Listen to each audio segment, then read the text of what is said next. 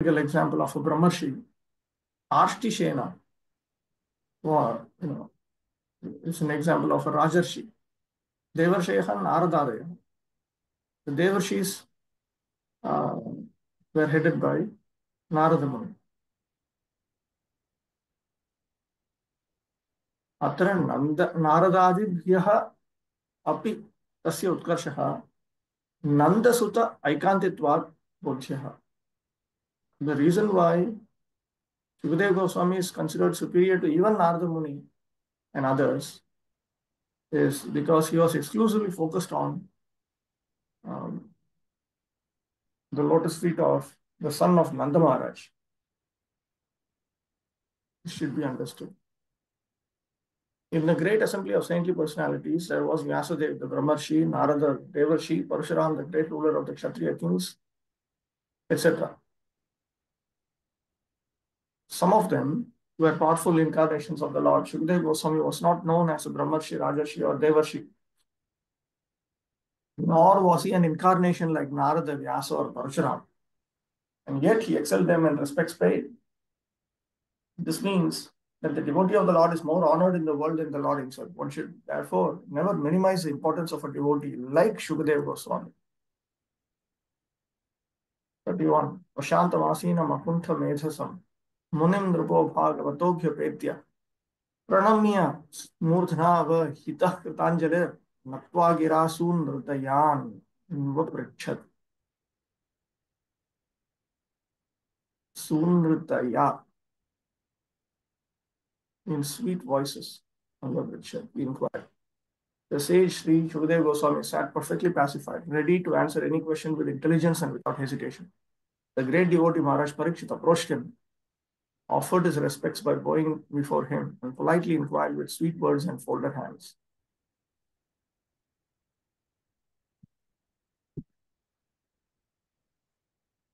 Nakuntha. What?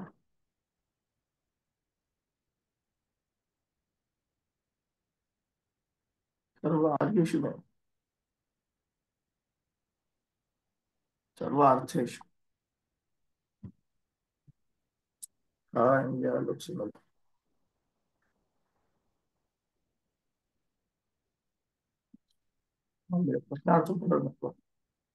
He offered obeisances again because now he wanted to ask a question. You can learn good etiquette from all this. The gesture now adopted by Maharaj Parikshit of questioning a master is quite befitting in terms of scriptural injunctions. The scriptural injunction is that one should humbly approach a spiritual master to understand the transcendental science. Maharaj Parikshit was now prepared for meeting his death, and within the very short time of 7 days, he was to know the process of entering the kingdom of God. In such important cases, one is required to approach a spiritual master. There is no necessity of approaching a spiritual master unless one is in need of solving the problems of life.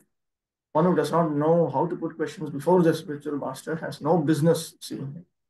After the qualification of the spiritual master is perfectly manifested in the person of Shukadeva, and the qualification of the spiritual master is perfectly manifested in the person of Shukadeva Goswami. Perfectly manifest. So that means it is all the Guru Lakshana, characteristics of a bona fide spiritual master, are fully found in Shukadeva Goswami. This is recognized in various Vaishnava lines also.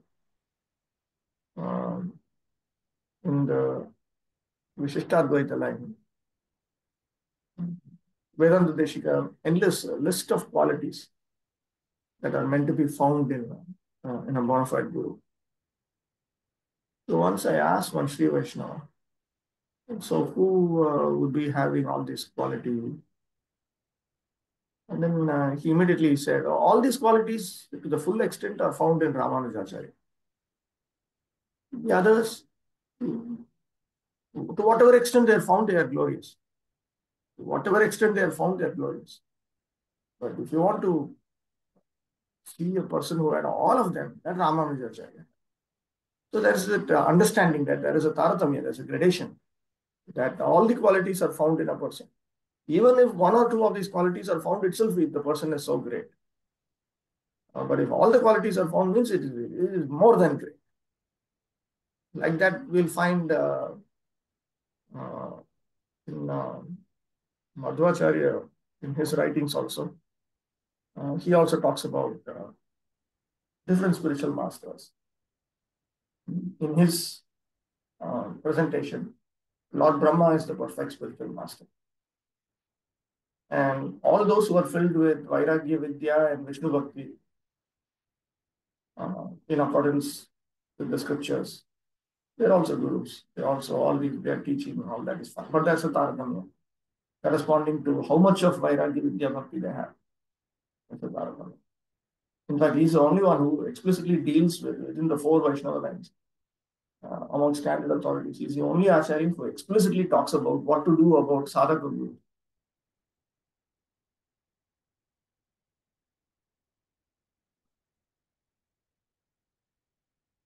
Both the spiritual master and the disciple, namely Sri Shukadeva Goswami and Maharaj Parikshit, attained perfection through the medium of Srimad Bhagavatam. Shukadeva Goswami learned Srimad Bhagavatam from his father, Vyasadeva, but he had no chance to recite it. Before Maharaj Parikshit, he recited Srimad Bhagavatam and answered the questions of Maharaj Parikshit unhesitatingly. Thus both the master and the disciple got salvation. 32. Parikshit Vacha. Aho adya vayam brahmu satse vyakshatra bandhavaha कृपया अतिथि रूपेण भवद्भिस्तीर्थकाः कृता.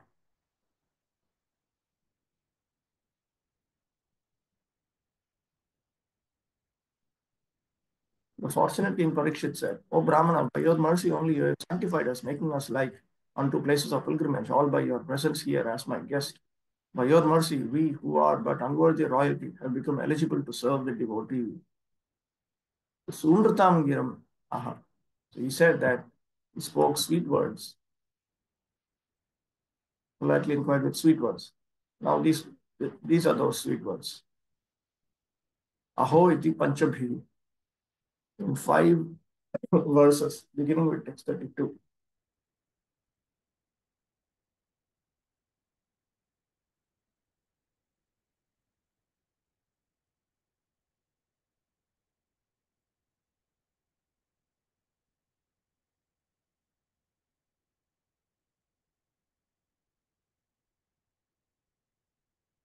Aho iti ashtabhi. So what followed next is set out in 8 verses. In 5 verses, what he spoke comes out.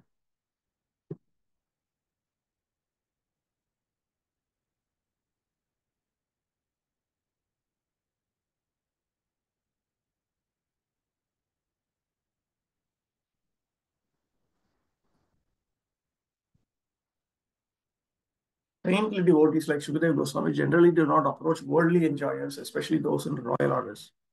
Maharaj Prataprudra was a follower of Lord Chaitanya, but when he wanted to see the Lord refused to see him because he was a king. For a devotee who desires to go back to Godhead, 2 things are strictly prohibited: worldly enjoyers and women. Therefore, devotees of the standard of Shukadeva Goswami are never interested in seeing kings. Maharaj Parikshit was, of course, a different case.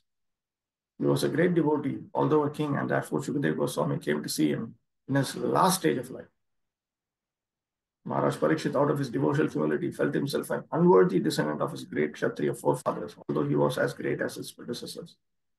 The unworthy sons of the royal orders are called Kshatrabandhavas. Kshatrabandhu, plural is Kshatrabandhavaha. As the unworthy sons of the Brahmanas are called Dvijabandhus or Brahmabandhus. Maharaj Parikshit was greatly encouraged by the presence of Shukadeva Goswami. He felt himself sanctified by the presence of the great saint, whose presence turns any place into a place of pilgrimage. Later we will find Prabhupada commenting that we should note that Shukadeva Goswami appeared to Parikshit Maharaj only when he was done with his whole Kshatriya life. When he was a Kshatriya, Shukadeva Goswami did. Only later. The entire system of Bhagavatam is for, actually it is for Nirapeksha Sadhakas. 33. Yesham Sosmaranat Pumsam Satya Shuddhanti Vaigraha Kim Punar Darshana Sparsha Pada Shauchasanadibhihi. Simply by remembering your houses become instantly sanctified. And what to speak of seeing you, touching you, washing your holy feet, and offering you a seat in our home.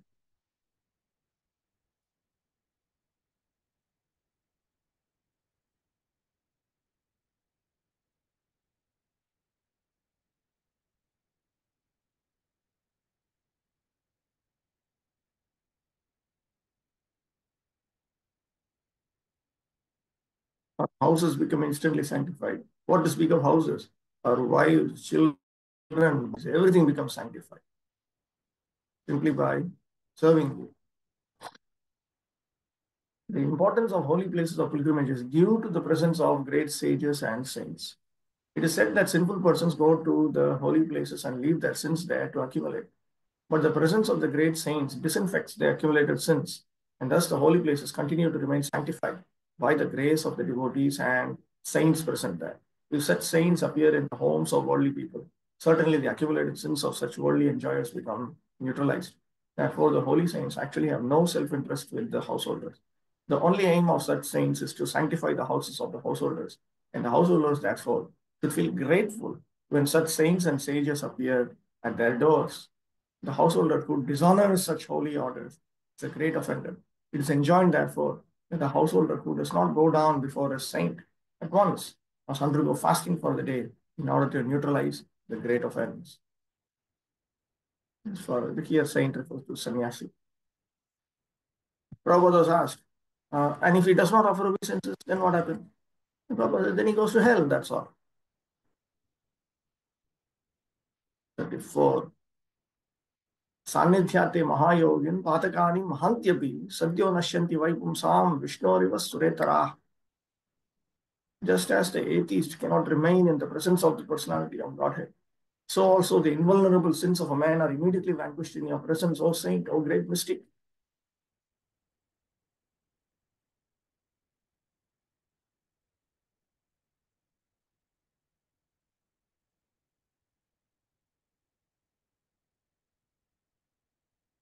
We hear atheists, literally the non-demigods, that refers to asuras, etc., daityas, etc. I thought that's a question somewhere. How to understand one's home is sanctified by serving great devotees. We develop the taste.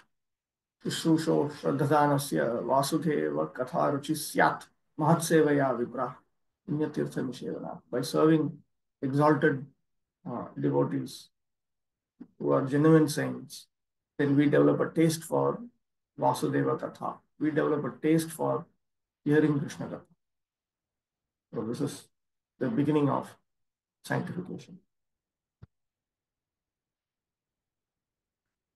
There are two classes of human beings, namely the atheist and the devotee of the Lord. The devotee of the Lord, because of manifesting godly qualities, is called a demigod, whereas the atheist is called a demon. The demon cannot stand the presence of Vishnu, the personality of Godhead. The demons are always busy trying to vanquish the personality of Godhead, but actually, as soon as the personality of Godhead appears, by either his transcendental name, form, attributes, pastimes, paraphernalia, or variegatedness, a demon is at once vanquished.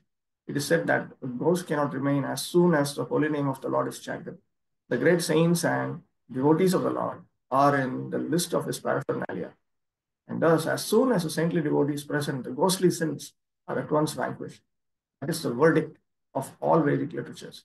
One is recommended, therefore, to associate only with saintly devotees so that worldly demons and ghosts cannot exert their sinister influence. Prabhupada himself said that he was ghost-proof. Even when he was a householder, he took a house on rent. It was a ghost-haunted house, and he had no issues with. He said, "Oh." He said in Europe also, he said he saw some ghosts. It looks like Europe has plenty of ghosts. Another one, ghost-busting devotee once told me, plenty because they kill so many cows and. We hear in Mayapur devotees are haunted by ghosts. One of my friends was haunted by a ghost. We had to call a Muslim tantric, and he put one mantric, one thread. He tied it on his ankle, and then said, "In 4 5 hours, he will become peaceful." But after 4 5 hours, he will become peaceful. Many of these houses are built on actually cemeteries. These are burial grounds. We have so many of these houses here. One Muslim driver, rickshaw man, he said, "You people have no fear. Huh? Even we are Muslims, even we will not build houses in all these ghost areas. People are building houses and living happily with whole family, with children, wife. That's why only solution. Prabhupada's plan is to simply attract everyone to Mayapur, live in Mayapur. And if you don't take shelter of Krishna's holy name, then you have all these ghosts, goblins, everyone coming to haunt you. You simply have to take shelter of Krishna's name. Prabhupada himself has said, no, Mayapur will be spiritually perfect if the sound of the Hare Krishna mantra is always heard. So this is all different ways. Just like parents have hundreds of different ways to engage their children when there is no school or something like that. So like that, Prabhupada also has thought of hundreds of different ways to keep us engaged in Krishna consciousness. 25. अपि मे भगवान प्रीतः कृष्ण पांडुसुत प्रियः पैतृश्वसेय प्रीत्यर्थम तद्गोत्र स्याप्त बांधवः. Lord Krishna, the personality of Godhead, who is very dear to the sons of King Pandu, has accepted me as one of those relatives just to please his great cousin brothers.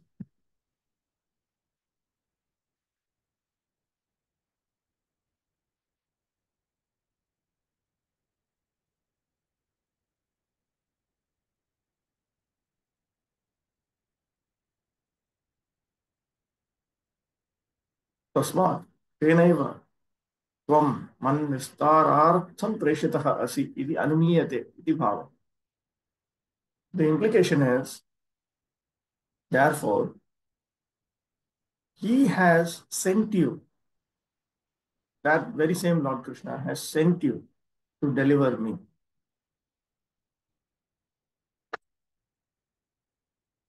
Udharaya, Udharaya. A pure and exclusive devotee of the Lord serves his family interests more dexterously than others who are attached to illusory family affairs.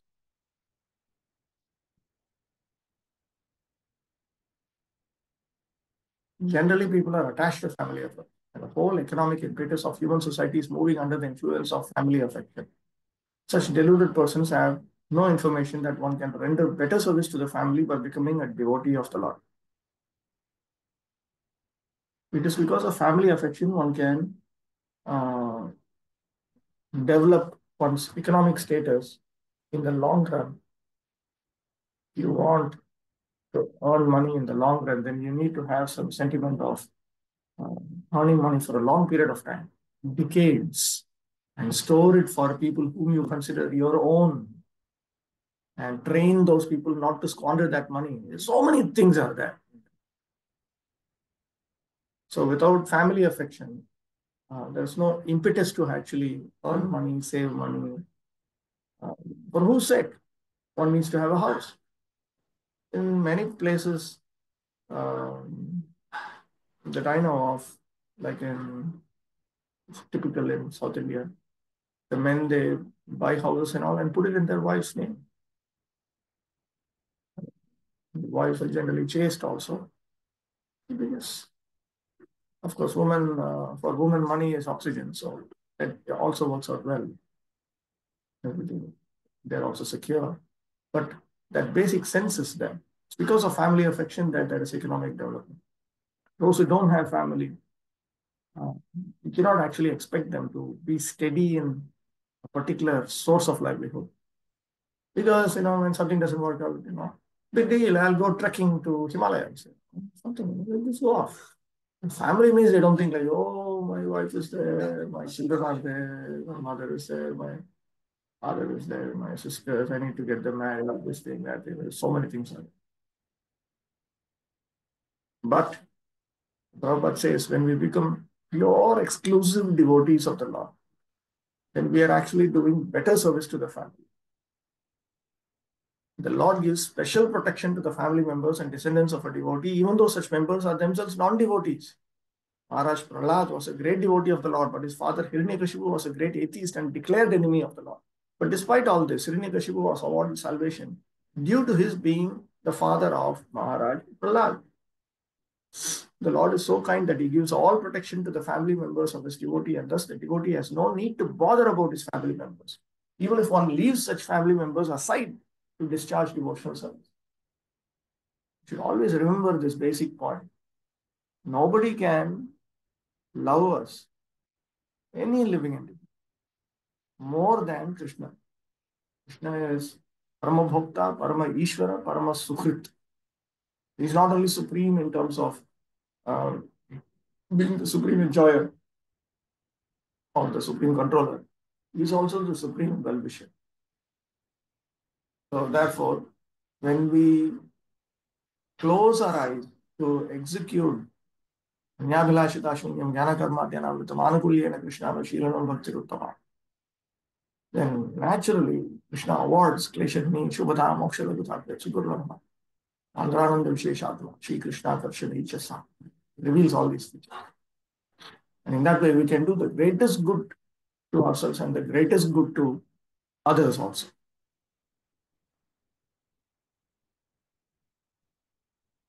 Maharaj Yudhishthir and his brothers were the sons of Kunti, the paternal aunt of Lord Krishna, and Maharaj Parikshit admits the patronage of Lord Krishna because of his being the only grandson of the great Pandava.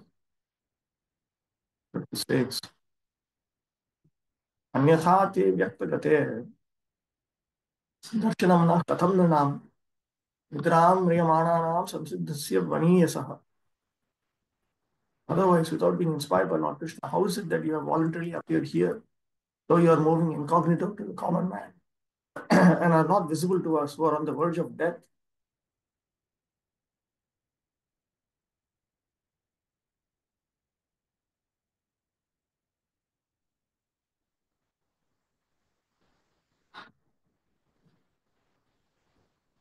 ते तव श्रीकृष्णस्य एकरसिकस्य वनीयसः अत्युदारतया मां याचेथा इति प्रवर्तकस्य इत्यर्थः.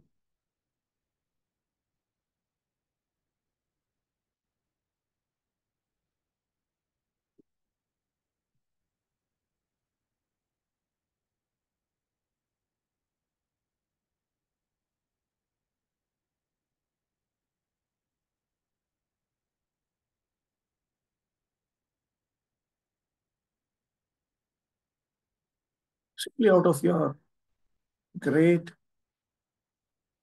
liberal nature that you have given me this opportunity to ask you these questions. The great sage Shukadeva Goswami was certainly inspired by Lord Krishna to appear voluntarily before Maharaj Parikshit, the great devotee of the Lord, just to give him the teachings of Srimad Bhagavatam. One should always remember that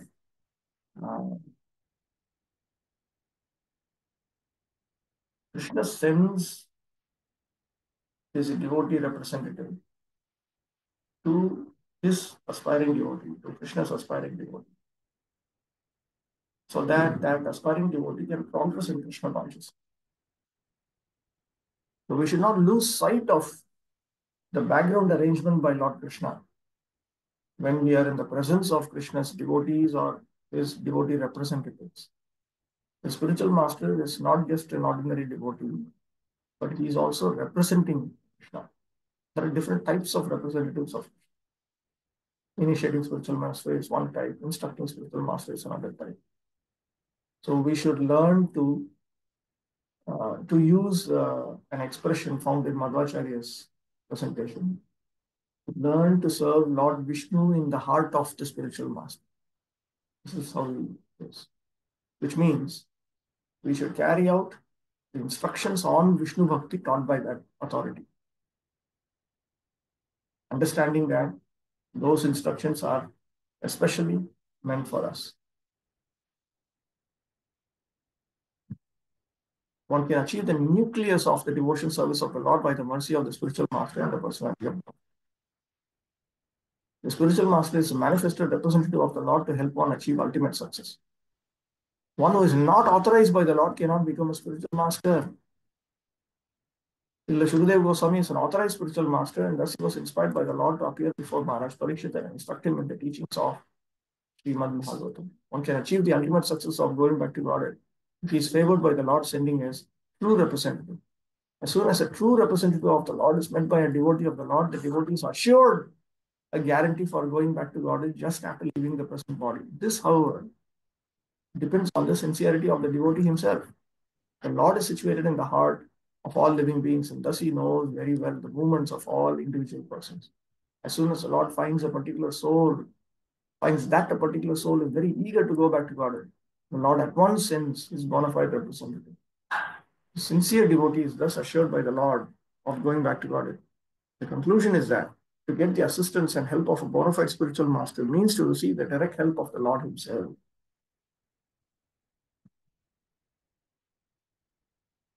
Right?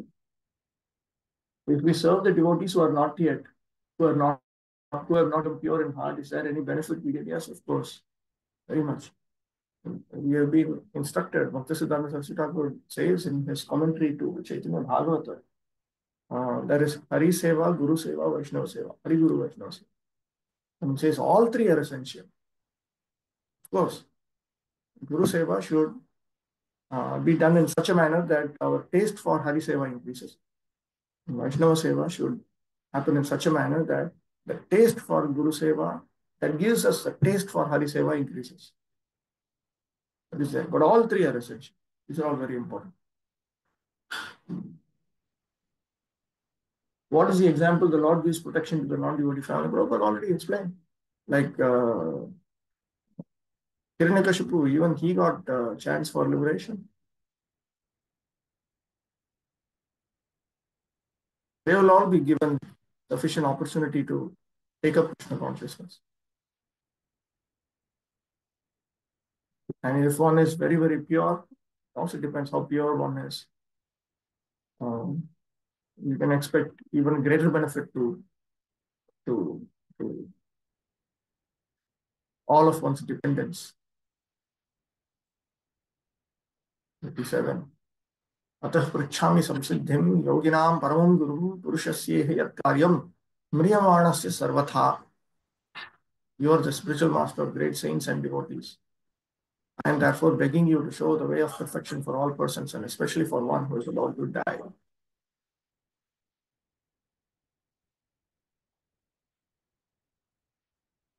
The way of perfection is the way of attainment of liberation.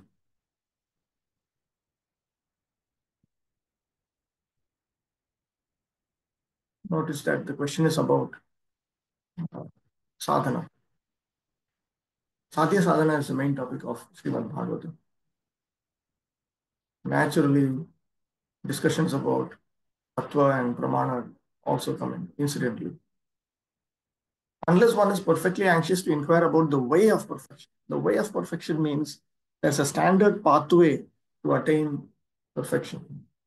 So unless one is anxious to learn about the standard pathway to attain that perfection, there is no necessity of approaching a spiritual master. A spiritual master is not a kind of decoration for a householder. Generally, a fashionable materialist engages a so-called spiritual master without any profit. The pseudo-spiritual master flatters the so-called disciple, and thereby both the master and his ward, his dependent, go to hell without a doubt.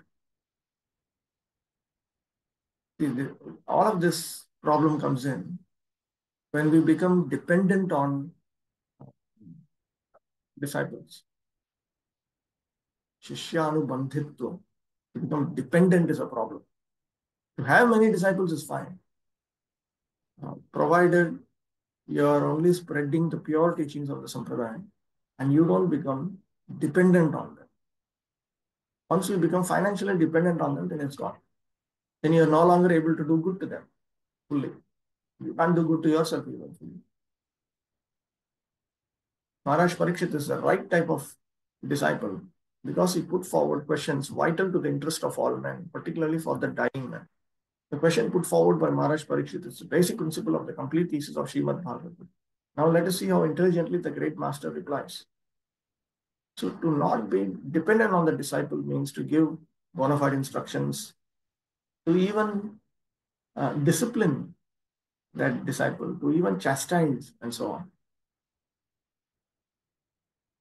I don't know why, but yesterday night while I was sleeping, I was remembering one verse in the dream. That verse is Lalane Bahavo Dosha, Tadane Bahavo Guna, Atah Putramscha Shishyamscha Tadaye Natu Nalaye. Maybe because day before yesterday I was reading Prabhupada's letters. Prabhupada keeps on saying this that there was one architect, disciple of Prabhupada named Saurabh, and he had designed the Bombay project, he had designed the Vrindavan project, he was supposed to design other projects, Mayapur and all that. So when the Vrindavan temple was opened, then everybody was very, very happy with the design, I mean, the way it is designed. So everybody is glorifying him. And then Prabhupada said, yes, everybody will glorify uh, him. Only I will have to chastise because I am a spiritual master. My duty is to chastise. Please don't take it otherwise. Sometimes he writes it in the letters also he writes. Please don't take it otherwise. It's my duty. Therefore, I am doing it. It is not that I am happy to do it. So a bona fide spiritual master will not flatter his disciple. It is his duty to find fault, just like we accept a teacher. We do homework and all that. And the teacher's duty is to simply find out what is wrong. So if the student becomes annoyed, what is this? He simply say, putting a red mark, red mark, red mark, red mark. But that is why you have a teacher. You have a teacher just to find out where you are wrong. If you don't want to find out where you are wrong, then don't go for a teacher at all. Don't learn anything. Or you learn yourself. So that is also not good. To self-flatter will lead us nowhere. Who is called instructing spiritual master? Oh, one who gives instructions on pramana, sambandha, videya, prayojana. This is called instructing spiritual master. What is the standard of attitude he should have?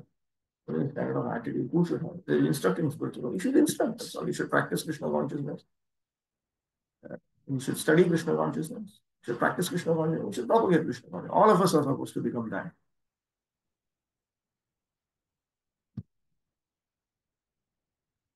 38. यत् श्रोतव्यं मथो जप्यं यत् कर्तव्यं निर्भयः प्रभो स्मर्तव्यं भजनीयं वा ब्रूहि यद्वा विपर्ययम्. Please let me know what a man should hear, chant, remember and worship, and also what he should not do. Please explain all this to me.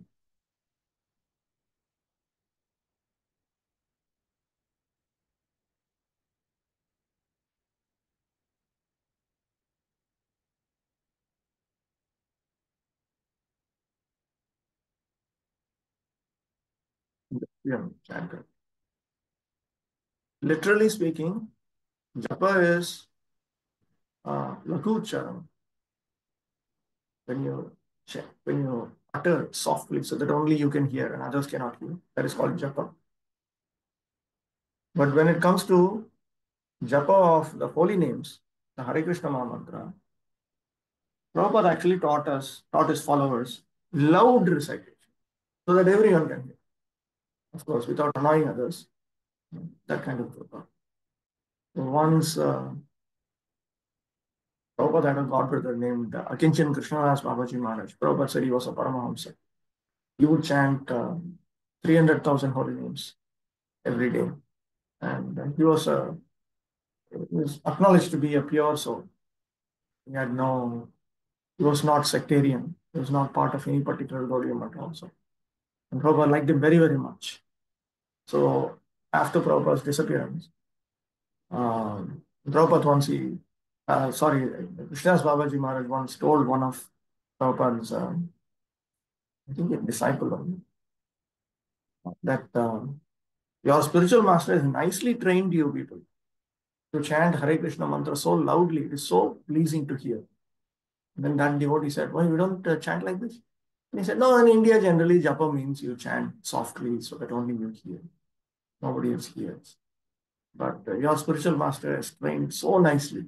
You chant loudly, loudly. So in the name of japa, you people are actually engaging in kirtana. And it is so nice. It is so nice. I'm very happy about it. Gayatri is meant to be properly engaged as a japa itself. Nama Kirtana. Nama Kirtana. It may be musical Namakirtana or non-musical Namakirtana. Non-musical Namakirtana when we chant on japa beads. See, we call it japa beads, but actually we are engaging in Namakirtana. But it is very, very pleasing to all the Paramahamsa Vaishnava. Such a nectar for them to hear. Of course, if we accept a life of service to Lord Krishna, because the mantra itself means, my dear energy of Krishna, my dear Krishna, please engage me in your service. We accept such a life, and it is very, very pleasing to exalted pure devotees of the Lord. Anyway, here Parikshit is asking about all of one's duties. The central theme of Bhagavatam. You should remember this. 39. Nunam bhagavato brahman griheshu grihamedhinam nalakshate hyavasthanam api godohanam kvachit. O powerful Brahmana, it is said that you hardly stay in the houses of men long enough for a cow to be milked. Drava-darshanasya punar-durlabhatva idanimeva kathaniyam iti ashayena nunam iti. Because it is so rare to meet you. Please answer these questions now.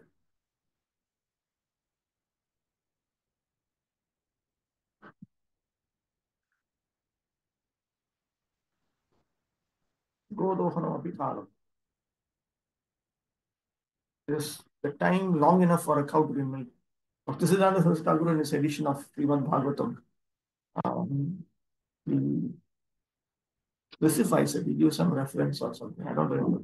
He explains what is Godohana Kalam. It is a short while. I think it is some 20 minutes or something like that. A short while.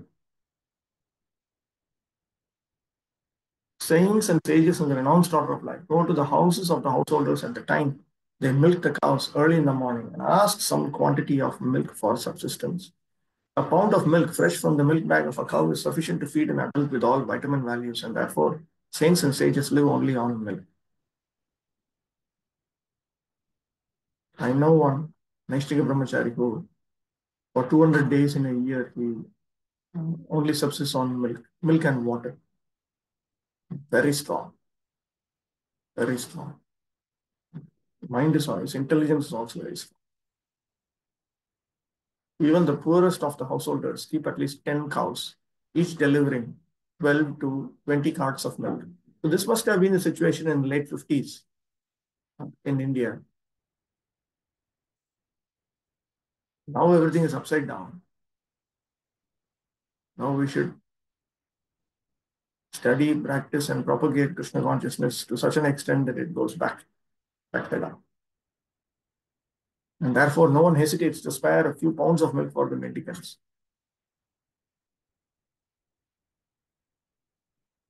Even if you don't have cows, even if you use synthetic milk, even that can be given to genuine saints who visit the home. It is the duty of householders to maintain the saints and sages as they maintain their children. So a saint like Shukadeva Goswami would hardly stay at the house of householder for more than 5 minutes in the morning. Oh, Prabhupada has brought it down to 5 minutes. In other words, such saints are very rarely seen in the houses of householders, and Maharaj Parikshit therefore prayed to him to instruct him as soon as possible. The householders also should be intelligent enough to get some transcendental information from visiting sages. The householder should not foolishly ask a saint to deliver what is available in the market.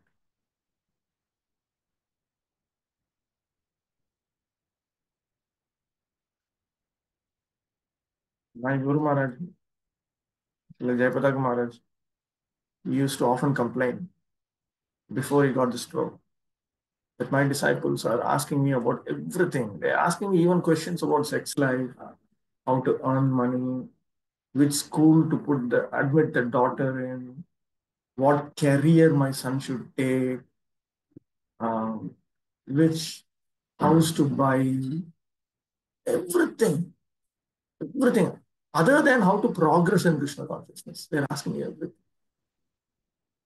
It was very, very annoying. He said, what is this? What is this? I'm supposed to be spiritual master, not a material master. Strictly speaking, the parents are supposed to be the material master. This is in Vedic civilization. Parents and the teachers of material subjects, they're all material masters. But We expect the sannyasi spiritual master to be accepted as a spiritual master. Learn sadharma pricha. How do I progress in my Krishna consciousness? It's like we go to a doctor. You go to the doctor and then the patient asks the doctor, how are you? It is a meaningless question. Why a patient should ask the doctor, how are you? The patient goes to the doctor so that the doctor can ask him, how are you? Did you follow my prescription? Now, this is the last prescription. Show me the last prescription. What happened? Look at your history. You look at the history and you examine. That should be the reciprocal relation between the saints and the householder. 40. Sudovacha. Evamabhashita prushtasya ragya swakhnaya gira. Satya bhashata dharmagyo bhagavan bhadarayani. Sri Suta Goswami said, the king thus spoke and questioned the sage using sweet language. Then the great and powerful personality, the son of Vyasadeva, who knew the principles of religion, began his reply.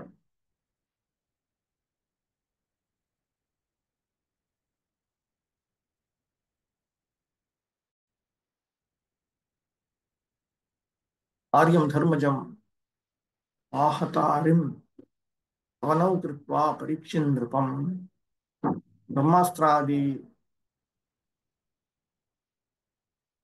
Something is wrong with this type of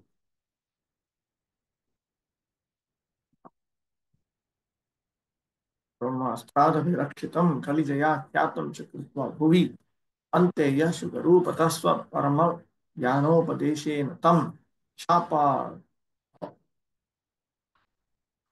avadamum namami paramanandakritim madhavam. I offer my obeisances unto Lord Madhava, whose form is supremely blissful. He made Parikshit the progressive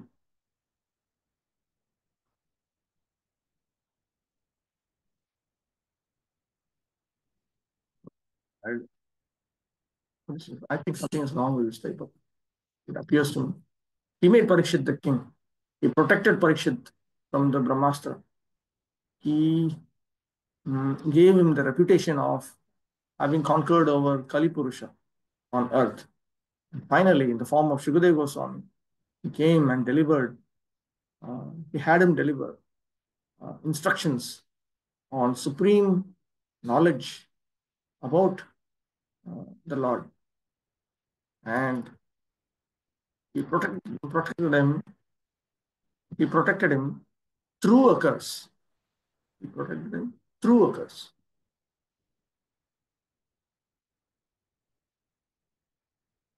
Jayati Prathamaskanda Sumeru Riva Sundaro Varo Loke. All glories to the first canto, which is most beautiful and excellent, like Sumeru in the universe. Jo Dayate Shashwat Gangamiva Bhakta Bandhutam Vishnu, which grants us a friendly relationship with the devotees of Lord Vishnu, like Ganga. Vidyabhushana Vanitam Pratamaskandasya Tipani Metam Santa Karuna Vanto Madhavakshudaya Nirikshantam. May the saints who are compassionate and who have Lord Madhava in their hearts examine this annotation on the first canto as presented by Vidyabhushana. We will just directly move into second canto, first 3 verses. Second canto, what is given a title for the second canto? No? Title, the cosmic manifestation. Now, all the cantos deal with all the 10 subjects. And Prabhupada has chosen to focus on the discussions about the cosmic manifestation in his commentary. So these titles are also appropriate. It's not that there is not appropriate. They match the explanations. They match the purpose. Chapter 1, the first step in God realization. Invocation. Om Namo Bhagavate Vasudevaya. O my Lord, the all-pervading personality of Godhead, I offer my respectful obeisances unto you. But where is the second canto?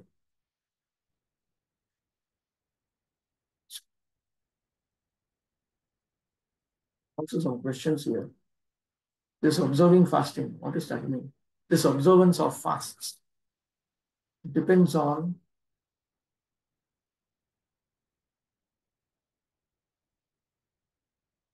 okay, let me translate it.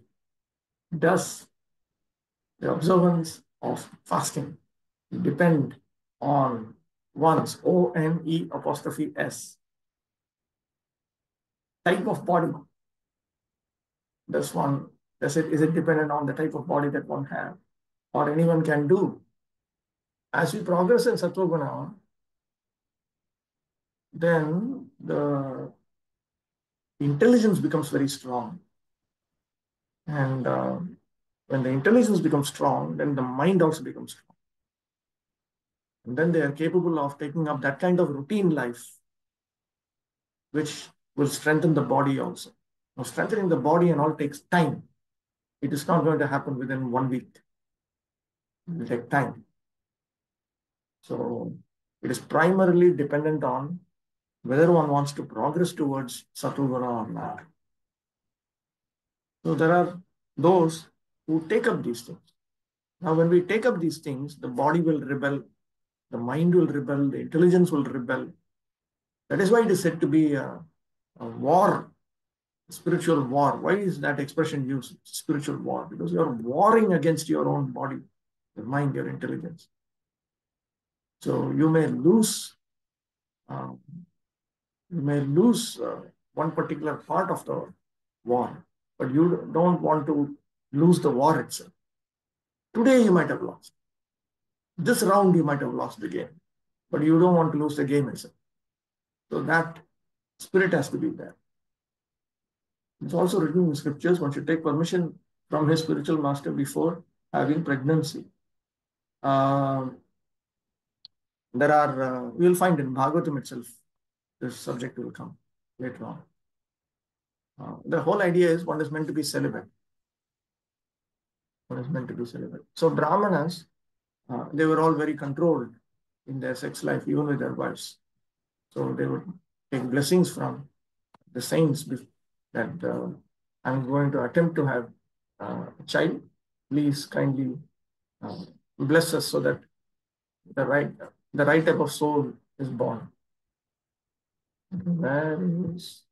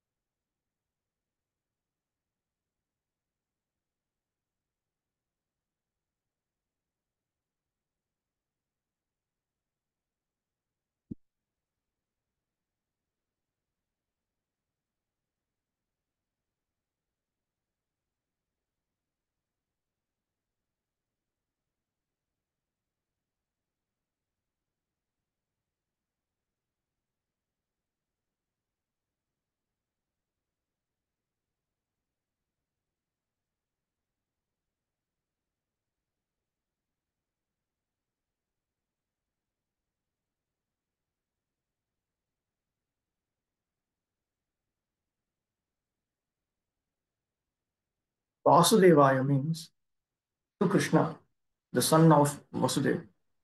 Since by chanting the name of Krishna, Vasudeva, one can achieve all the good results of charity, austerity, and penances, it is to be understood that by the chanting of this mantra, Om Namo Bhagavate Vasudevaya, the author or the speaker or any one of the readers of Srimad Bhagavatam is offering respectful obeisances unto the Supreme Lord Krishna, the reservoir of all creation. In the first canto of Srimad Bhagavatam, the principles of creation are described, and thus the first canto may be called creation. Similarly, in the second canto, the post-creation cosmic manifestation is described. There are different ways by which the 10 subjects have been analyzed. There are some like Vopadev, right, in Vallabhacharya also. They point out that this list of 10 topics, Atra Sarga, Visargascha, Sarga, Visarga, Sthana, Poshana, and all of them are brought out after the second canto. That comes in the last chapter of second canto, that list. And from the third canto onwards, they say you look at the Sanskrit verses, And you'll find third canto talks of Sarga, fourth canto talks of Visarga, and so on. But Jiva Goswami has pointed out that all the 10 appear in all the cantos, actually. He has also shown uh, you cannot argue that these are restricted topics. All the 10 are present everywhere. But uh, in the Sanskrit text as provided by Shukadeva Goswami, it appears that it follows that order also. But nevertheless, the last topic is called Ashraya. And yet, Shukadeva Swami, he himself says that the 10th canto of Srimad Bhagavatam talks about Ashraya. So, from that we understand that all the cantos contain all the topics. And in the 10th canto, certainly all the topics come. But if you carefully examine, all the topics come in all the cantos. Of course, as a teacher of Srimad Bhagavatam, Prabhupada is entitled with the privilege to give particular names to particular explanations. So the first canto commentary, Prabhupada is given the name creation. Second canto commentary, he is giving the name cosmic manifestation. Similarly, in the second canto, the post-creation cosmic manifestation is described. The different planetary systems are described in the second canto as different parts of the universal body of the Lord. For this reason, the second canto may be called the cosmic manifestation. There are 10 chapters in the second canto, and in these 10 chapters, the purpose of Srimad Bhagavatam and the different symptoms of this purpose are narrated. The first chapter describes the glories of chanting, and it hints at the process by which the neophyte devotees may perform meditation on the universal form of the Lord. In the first verse, Shukadeva Goswami replies to the questions of Maharaj Parikshit, who asked him about one's duties at the point of death. Maharaj Parikshit was glad to receive Shukadeva Goswami, and he was proud of being a descendant of Arjuna, the intimate friend of Krishna. Personally, he was very humble and meek, but he expressed his gladness that Lord Krishna was very kind to his grandfathers, the sons of Pandu, especially his own grandfather Arjuna. And because Lord Krishna was always pleased with Maharaj Parikshit's family, on the verge of Maharaj Parikshit's death, Shukadeva Goswami was sent to help him in the process of self-realization. Maharaj Parikshit was a devotee of Lord Krishna from his childhood. So he had natural affection for Krishna. Shukadeva Goswami could understand his devotion. Therefore, he welcomed the questions about the king's duty. Because the king hinted that worship of Lord Krishna is the ultimate function of every living entity, Shukadeva Goswami welcomed the suggestion and said, because you have raised questions about Krishna, your question is most glorious. The translation of the first verse is as follows. 1. Shri Shukavacha. Variyaneshate prashna. Ito loka hitam nirpa. Atmavit sammatah pumsam shrotavyadishu yah paraha. Shri Shukadeva Goswami said, my dear king, your question is glorious because it is very beneficial to all kinds of people. The answer to this question is a prime subject matter for hearing, and it is approved by all transcendentalists. Dvitiye tu dashadhyaya Shri Bhagavatam Aditaha. Shri Ganeshaya. First he begins by offering obeisance to Shri Ganesha. द्वितीये तु दशाध्याये श्री भागवतमादितः उद्देश लक्षणोक्तिभ्याम संक्षेपेण उपवर्ण्यते. In the second canto, in 10 chapters, Srimad Bhagavatam has been summarized right from the beginning of the second canto. Srimad Bhagavatam has been summarized throughout the second canto is understood to be a summary. Uddesha Lakshanokti by specifying the topics that will be discussed in Srimad Bhagavatam and by defining their characteristics. Tatra 2. And in that second canto, Prathamedhyaye, in the first chapter, Kirtana Shravanadibhi Savishte Bhagavad Rupe Manaso Dharanochyate.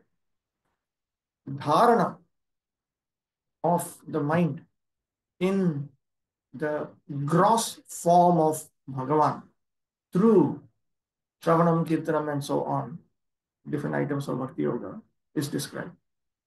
The gross form means the universal body. The universal body is contemplated as an extension of Krishna's body. Yannama Kirtanam Dana Tapo Yogadi Satphalam Tam Nityam Paramanandam Harim Nara Nama Smara. My dear man,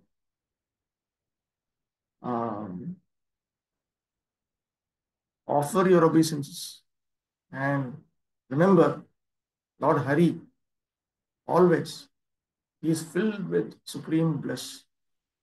By reciting his holy name, one attains the auspicious results of dana, dana, charity, tapaha, austerity, yoga, mystic performance of yoga, etc. Atha Dvitiya Skandha Vyakhya. Now the commentary to the second canto will proceed. Uptah Purvam Udghata. So till now, an introduction to the Bhagavatam has been presented. Saprasanga, along with incidental discussions. Tukagamaha. That introduction is all about Shukadev's arrival. Ragya Prishtam Nanamrityam. The king had inquired about the duty of human beings. Athaha Shukasan Munihi. And therefore, the saintly sage Shukadev Goswami spoke.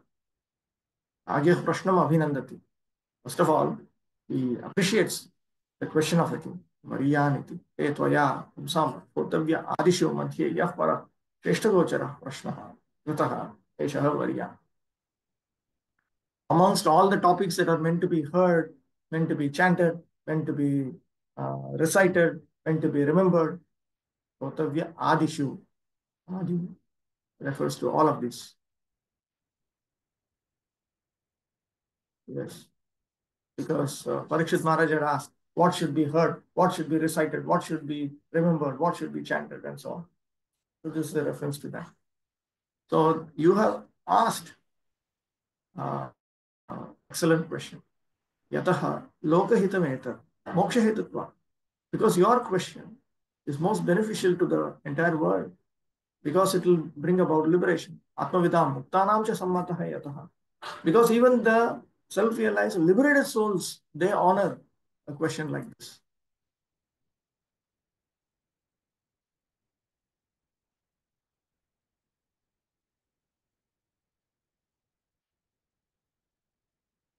So in text 35 of the last chapter of the first canto, Parikshit Maharaj had revealed his own attraction to Lord Sri Krishna. Lord Sri Krishna means we are talking of Swayam Bhagwan Krishna himself.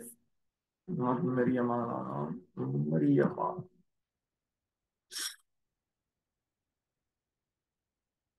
So the king had hinted that I'm asking all these questions at the last moment of my life. Kindly instruct me about Sri Krishna. So Shukadeva Goswami sensed it. So he sensed that since you have intended to ask a question about hearing Lord Sri Krishna, you have asked the best possible question. Yadva tvaya kritaha yah prashnopi shrotavyadishu paraha. Even your very question is the best amongst everything that is meant to be heard and so on. Yasya prashnasya shravanado parama purushartha siddhyati ityartha. Even by hearing and so on, your question, even by hearing, speaking about your question, even by remembering your question, one can attain the supreme purushartha, the supreme goal of life. Esheva variyan sarvavatara avatari prashnebhyah paramamaha. This question is specifically the best because it is better than questions pertaining to the various incarnations. This is amongst the various questions that can be asked about the different incarnations of the Lord and the original form of the Lord. This question is the best. Such a lokahitam yathasya tathaiva krita. And you have asked it in such a manner that there will be benefit for the whole world. So the implication is that is because you are yourself filled with such love, exclusive love for Lord Krishna, Lord Sri Krishna. This is evident from 2.4.1, which itself indicates that Parikshit's mind was chaste to Lord Krishna. It was fixed on Lord Sri Krishna, specifically firmly fixed in Lord Krishna. Lord Krishna meaning Swayam Bhagavan Krishna. It's also clear from 2.8.2. 10.1, 10.1.15. So even though previously uh, he was satisfied by topics of discussions about various incarnations, uh, he was having uninterrupted uh, high rupa Vatihi, uninterrupted fixed attraction to topics pertaining to Vasudeva Nandana, the son of Sriman Vasudeva. Esha buddhihi tu samvad vyavasita parama vidagdha. So this is all an indication that his intelligence was completely fixed.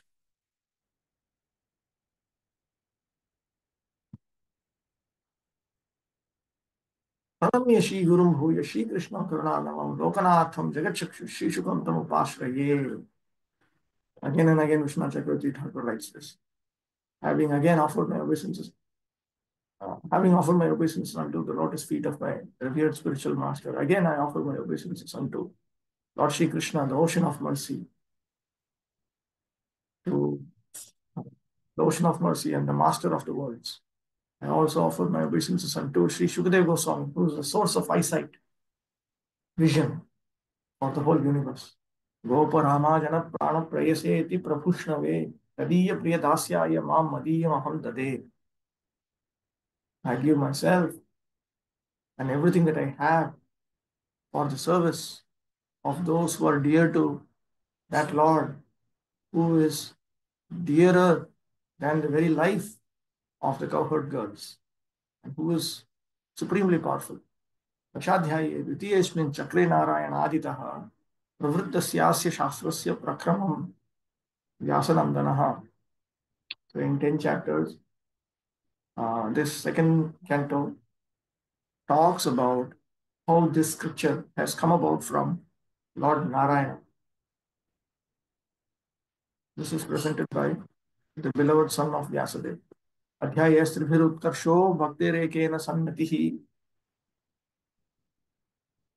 हरेर्धातुर्नारदस्य संवादस्त्रिभिरुच्यते. In 3 chapters, the exalted position of the process of bhakti is presented. Ekena sannatihi. In one, there are obeisances. I think Parikshit Maharaj, he offers obeisance in the 4th chapter. A whole series of very beautiful prayers. And then there is a conversation between Narada Muni and Lord Brahma about, there is a conversation between Narada Muni and Brahma in 3 chapters. 3 chapters on the exalted position of Hari Bhakti, 1 chapter obeisances unto Lord Hari, and 3 chapters on a conversation between Narada and Brahma about Lord Hari, of course. Prashna ekena Vishnu Padeshena ekena dhatari ekena lakshananyasya dasheti skanda sangraha.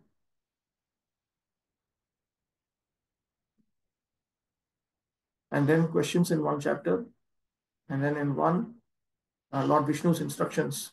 In 1 chapter, Lord Vishnu's instructions to Brahma. And then in 1 chapter, there are characteristics of the Supreme Lord. In that way, there are totally 10 chapters. This is the structure of this canto.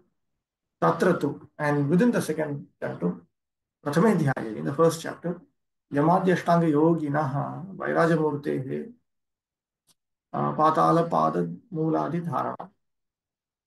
There is the description of dharana, yama, niyama, asana, pranayama, pratyahara, dhyana, dharana, samadhi. So there is dharana, intense concentration, meditation. So the subject matter of that intense concentration are considering patala to be the lotus feet of the Supreme Lord, who has assumed the universal form. That meditation is meant to be executed by those who are performing Ashtanga Yoga, beginning with Yama.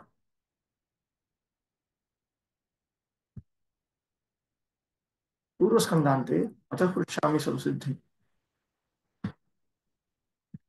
विषस्य यत् कथ्यते. So in the previous canto, basically these questions were brought out. What is proper perfection? And what is the means to that? And within that means, what is meant to be heard, what is meant to be chanted, and so on. And what is not to be heard, what is not to be chanted, and so on. These are the questions.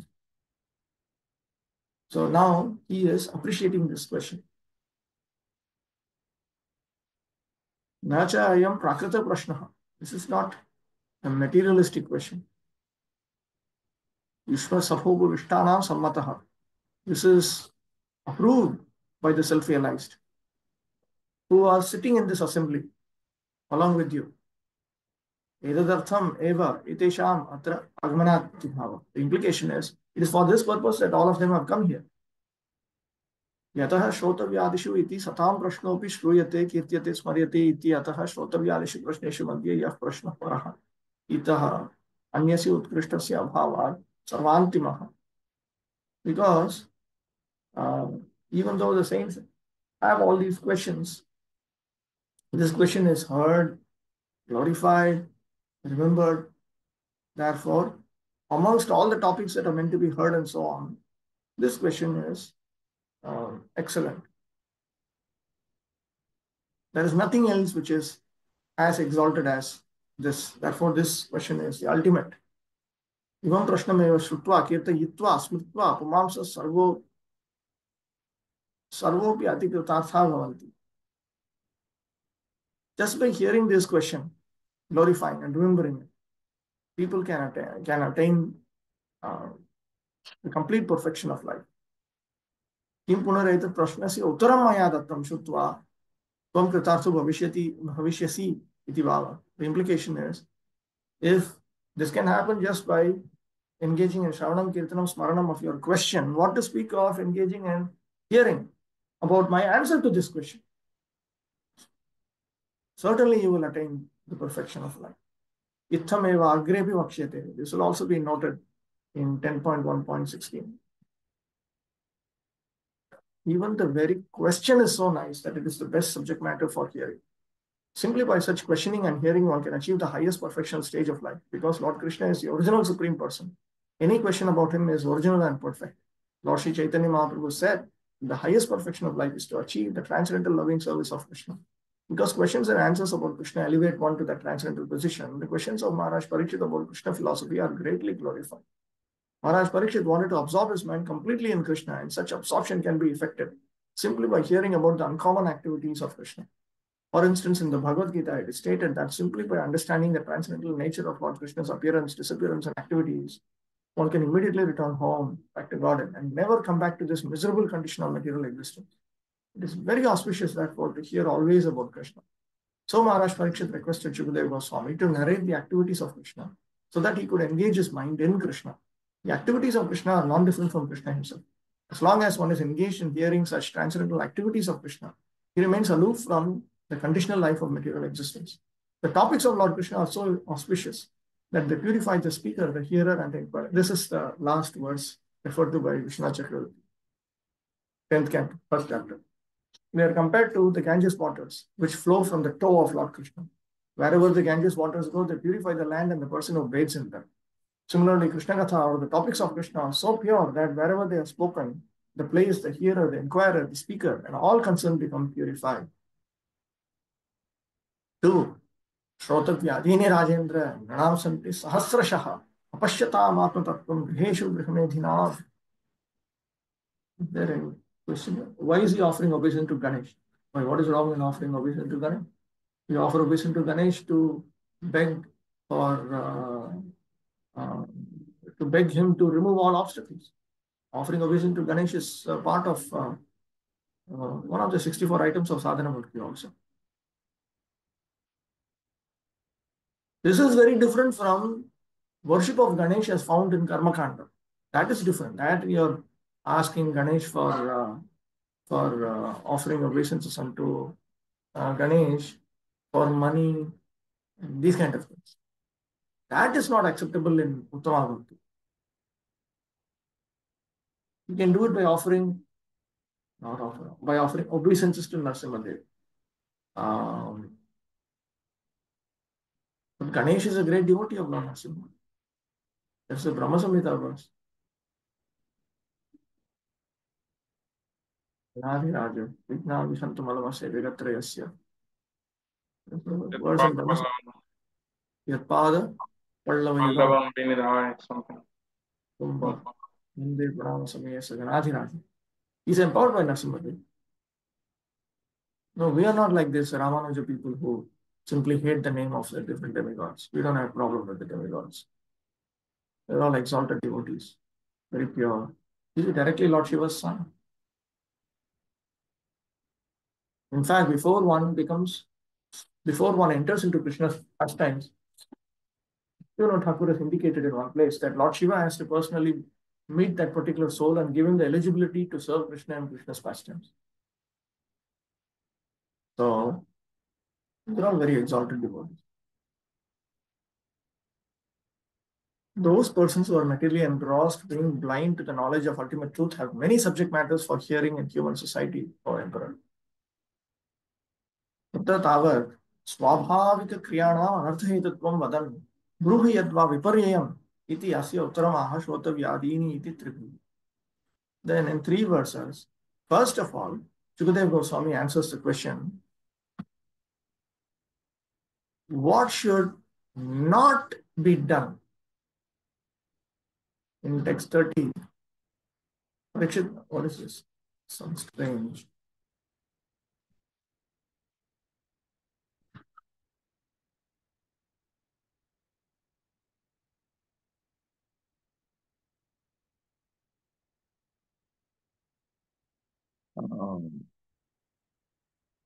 So Parikshit had asked 1.19.30, please also tell me what should not be heard, what should not be chanted, what should not be remembered, what should not be worshipped, and so on. So first of all, Shukadeva Goswami answers that. He says that those who are engaged in activities that correspond to their conditioned nature will experience as a result unwanted consequences. So first of all, in 3 verses, he talks about that.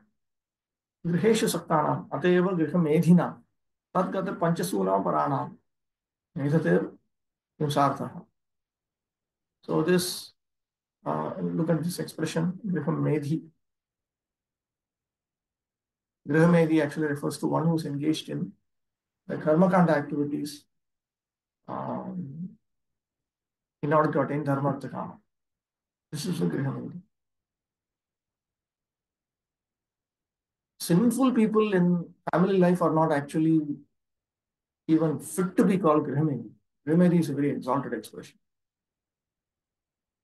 But even they are engaged in various violent activities. There are 5 violent activities, Panchasuna. Even unknowingly, so many living entities are being killed when you cook and so on. So Grihamedhi refers to such materialistic members of household life. तत्र भगवद आविर्भाव मात्रस्य श्रवणादेर आवश्यकत्वेन कैमुत्यमाह श्रोतव्यादीनि इति चतुर्भिः. Your Goswami notes that in 4 verses beginning with the current verse, Sukadeva Goswami is indicating that it is absolutely important to engage in Shravanam, Kirtanam, Smaranam and so on only about the appearances of the Supreme Personality of Godhead. Atma Tattvam, knowledge of the self or the ultimate truth, refers to knowledge of the Supreme Self, the Supreme Truth, Bhagavan. Tasmad iti upasamharishya manatva. How do we know? Because Shukadeva Goswami, in this after these series of verses, after these 3 or 4 verses, you will find, he will say, Tasmad Bharata Sarvatma, Bhagavan Satutam Prati. Therefore, with single focus, one should remember Krishna, one should chant Krishna. So from that we understand that he had earlier also spoken about Krishna only. Tata Pashyatam, Paramashotavyat Vena Ajanatam. Being blind to the knowledge of ultimate truth means not knowing that Lord Sri Krishna is meant to be the supreme subject matter for hearing. Bhagavad Charana Praptireva Samsiddhas Tatra Krityam Tannama Leela Shravana Kirtanadeva Sarvotkristam Ityagre Pratipadayishyam Prathamam Bruhi Yad Vaviparyam Ityasya Uttaratvena Karmayogamaha Shrotavyadiniti Tribhihi. The perfection is to attain the lotus feet of Bhagavan, which means to attain uninterrupted, unmotivated service to the Supreme Personality of Godhead. And the means by which one can attain that is to engage in Shravanam and Kirtanam of Krishna's names and Krishna's pastimes. This is the supreme sadhana for the supreme sadhya. This, he has a desire to present this, establish this later on. But right at the beginning, he answers the question, what should not be done?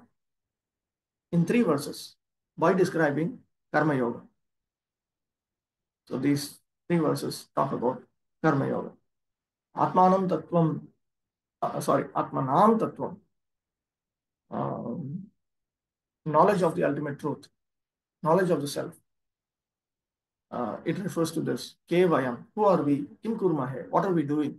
Kim udarka bhavishyamaha, and what will be the consequences that we'll have to experience? Katham nistaram prapnumaha, how can we be delivered? Iti apashyatam, kintu griheshu sattana, grihamedina, grihagata panchasuna parayana, medhrim sayam.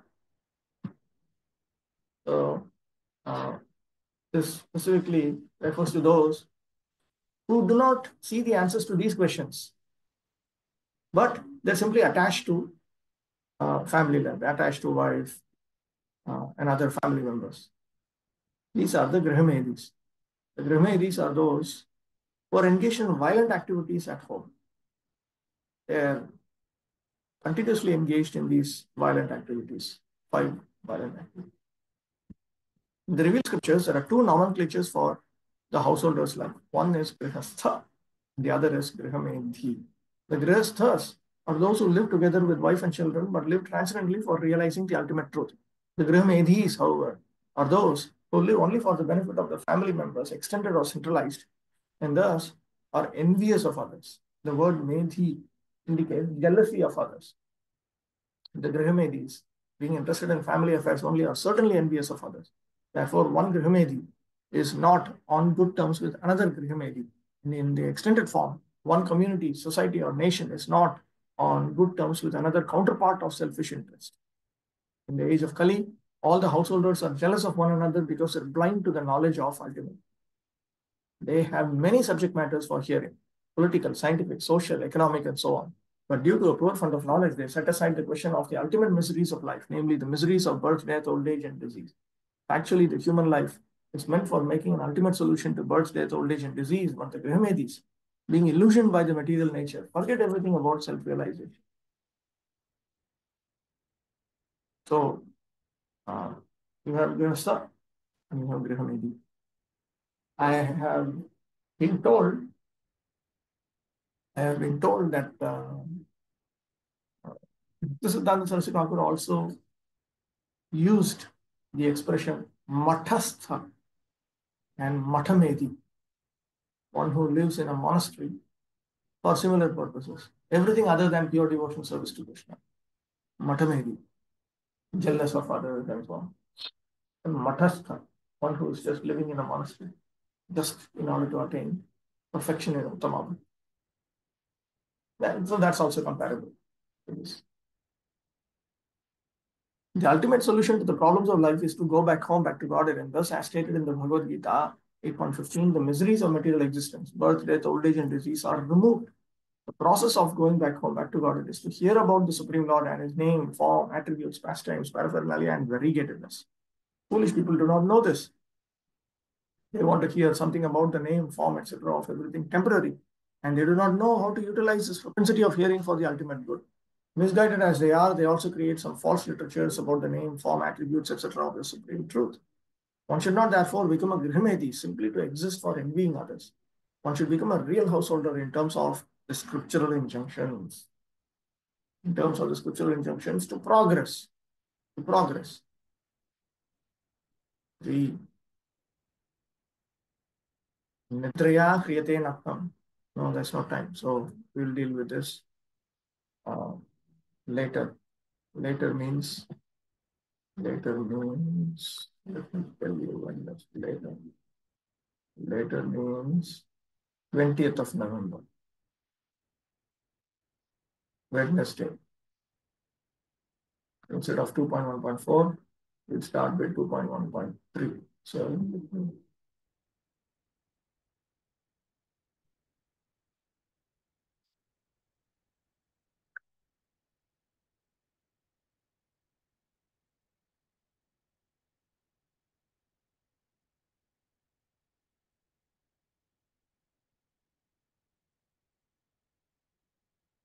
tomorrow there'll be a review. Then Saturday, the next day will be Gopashtami, Gostashtami, no class. Sunday will be holiday. Monday, 11th November, there'll be another review. Tuesday, 12th November, there'll be holiday, Gaur Kishore Das Babaji Maharaj disappearance. 13th November, Wednesday, there'll be another review. And then there are some buffer days. There are 5 buffer days. What should we do on these buffer days? Should we just make it holiday? I'll be very happy. Which and you can also prepare for your things. But anyway, I haven't yet finalized what to do. But if I have to utilize that time, I'll utilize the time for Bhagavata Marichimala, which is also quite nice. It's important that we study sequentially Bhagavatam. It's also important that we study thematically. Shatsandarbha is a thematic study, but Shatsandarbha is like a king cobra. It's very, very difficult to grasp. It is meant for those who are highly trained, and we are not. We are all just entry-level candidates. So Bhagavata Marichimala is more understandable. I was thinking that over Bhakti-vaibhava and Bhakti-vedanta, after completing Bhagavata Marichimala, then we can maybe look into, then we can see what to do about maybe the Sandarbhas, or we can see what to do. Okay, so I'll stop with this. There's some question here. Is there any other circumstance where we can take blessings of different demigods? No, there's no harm in Krishna Book Prabhupada writes, there's no harm in praying to the demigods in order to attain pure devotion service to Krishna, to satisfy Lord Krishna, and so on. Rukmini Devi, she was worshipping Durga. We see the gopis say worship Katyayani Devi. Or if you want to, for Ahaituki Apratihata Krishna Bhakti, you can pray to all these obedient great demigods. There's nothing wrong with them. Just that we should not develop the offensive misconception that they are independently capable of fulfilling the desires of their worshippers. This is all offenses. Okay. Vanchakalpatarubhyasya kripasimdhivya vacha patitanam pavanebhyo vaishnavibhyo namo namaः.